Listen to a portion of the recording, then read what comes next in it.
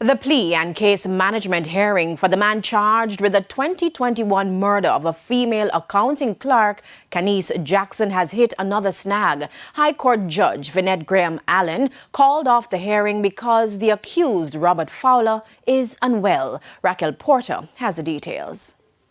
There was an expectation that on Wednesday, Robert Fowler, who is charged with the murder of 20-year-old accounting clerk Khanice Jackson, would have entered a guilty plea for the crime. But when the matter was called up, Fowler's attorney Lindell Wellesley said it was unreasonable for him to engage Mr. Fowler in relation to the plea because he has a medical challenge.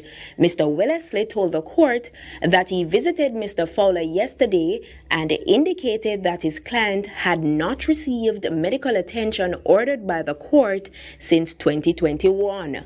Before standing down the matter for a second time, High Court Judge Vinette Graham Allen requested that the custody officer appear via Zoom to inform the court why the accused was not taken to hospital. The officer explained that Fowler needs to redo a series of blood tests which were initially done a year ago.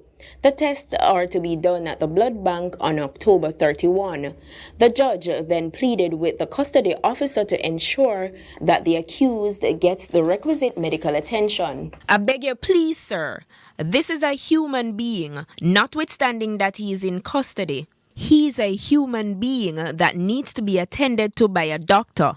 The matter was adjourned with a new hearing date set for January 23, 2023. Fowler was arrested days after the decomposing body of 20-year-old Khanice Jackson was found in an open lot near the Portmore fishing village in March last year. He was charged after he reportedly confessed to the murder.